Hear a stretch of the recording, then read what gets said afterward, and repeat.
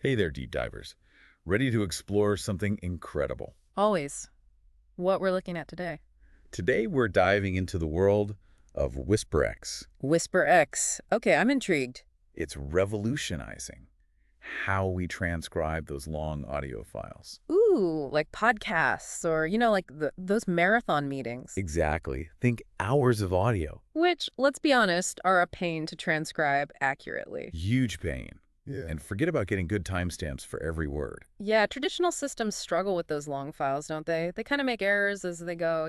Totally. They get fatigued. But WhisperX is different. Different how? It gives you accurate transcripts with timestamps for every single word. No way. And it does all that quickly. Super fast. Sounds like magic. Kind of feels like it. Mm. So how's it work? Well, it starts with Whisper. You familiar with that? I've heard of it. Isn't that the model that can transcribe multiple languages? Exactly. Even without specific training for each one. Yeah, that's right. It's pretty impressive. So impressive. Yeah. But there's got to be a catch, right? Where does Whisper fall short? You're sharp. Whisper does have some limitations. Well, its timestamps can be a bit off. Makes sense. And you don't automatically get those word-level timestamps. Uh-huh. Plus, processing a long audio file with Whisper, it takes forever. Each part has to be done one after the other. Yeah, not ideal. Nope. But that's where WhisperX comes in. Yeah. Tell me everything. Okay, so first, WhisperX utilizes something called voice activity detection, or VAD. VAD.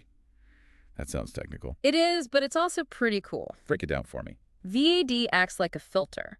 Imagine it going through your audio and only picking out the parts where there's actual speech. So it cuts out all the dead air. Precisely. Smart. Makes things faster, probably. Way faster. And by getting rid of all that silence, it actually helps improve the accuracy, too. Interesting. Less noise to get confused by, I guess. Exactly. But hold on. How does VAD know where to make the cuts? What if it chops a word in half? Good question. That's one of the really smart things about WhisperX. The VAD is designed to segment the audio at points where there's minimal speech activity. So it strategically avoids cutting off words. Yep. That's Yeah. impressive. So now we've got these neatly segmented chunks of audio. What happens next? That's where VAD cut and merge comes in. VAD cut and merge. Another catchy name. I know, right? This stage is all about optimization, making sure the segments are just right for Whisper. Just right how? Well, remember how Whisper struggles with those super long files? Yeah, it gets bogged down. Right. So VAD cut and merge takes those longer segments and cuts them down at those points of minimal speech, like we talked about. So making them smaller, more manageable. Exactly. Then it merges any really short segments together. Why merge them? Giving Whisper a bit more context helps with accuracy. Ah, clever. Right. So we've got these perfectly sized audio bites all ready for Whisper. Is this where the magic happens? This is it. Now, Whisper can transcribe all those segments at the same time. All at once. Yep. Parallel processing. So it's like a team of whispers all working together. Perfect analogy. Yeah. That makes the whole transcription process way faster. Love it. Faster and I bet more accurate too. You got it. Because it's working on shorter, focused pieces, it avoids those annoying ASR problems, like repeating phrases. Oh, yeah, those repetitions can be a nightmare. But what about those word-level timestamps we talked about? Where do they fit in? This is where it gets even cooler. WhisperX uses a technique called forced foam alignment to pinpoint the start and end of each word. Okay, now you're just using big words to impress me. Maybe a little, but it's really fascinating. So what are phonemes? Yeah. And how do they help with timestamps? Basically, phonemes are the individual sounds that make up words, like the P sound in podcast. Okay, I'm with you. So WhisperX uses an external model that can recognize those phonemes in the transcript. Uh-huh. And then, using a technique called dynamic time warping, it matches those phones to the audio signal. Whoa, so it's like syncing up two different versions of the same song. Exactly. And that gives us incredibly precise timestamps for every single word. Wow, that's amazing. But this forced phoneme alignment sounds super complicated. Why not just get the timestamps directly from Whisper? Wouldn't that be easier? It would, and researchers are working on that. Really? Yeah, but so far, those methods haven't been as accurate as using the phone model. Interesting. So for now, the phone model is the best we got. Pretty much. But who knows what the future holds? True. All right, this WhisperX system is seriously impressive.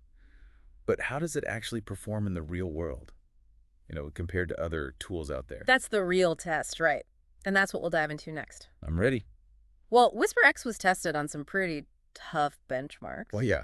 The AMI meeting corpus, What's that? A bunch of real meeting recordings. Sounds messy. It is. Lots of interruptions, overlapping voices, the works. Good test then. What else? The switchboard one telephone The corpus. telephone call, so like noisy audio and stuff. Exactly. Makes sense. Anything else? Yep. They also used Tedlium-3, that's a collection of TED Talks. Oh. And to round it out, Kincaid 46. Never heard that one. It's a data set with all sorts of YouTube videos. Nice mix. Right. Really put WhisperX through its paces. So how'd it do? Crushed it! Seriously, yep.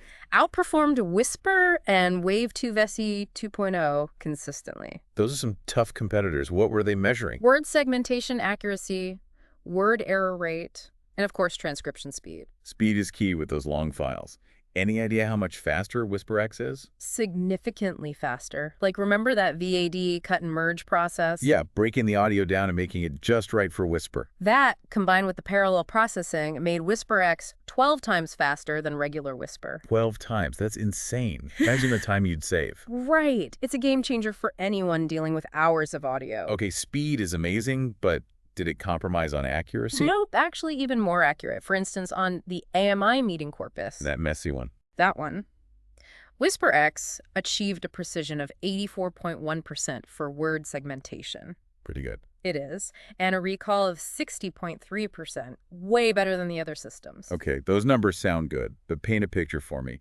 What does that kind of accuracy actually mean in the real world? Imagine you're trying to transcribe a meeting with multiple speakers, people talking over each other, all that chaos. Sound familiar? WhisperX can accurately figure out who said what and when, down to the word. No way. Yep. So you could create super accurate subtitles for a video or analyze the dynamics of a conversation in detail. Powerful stuff.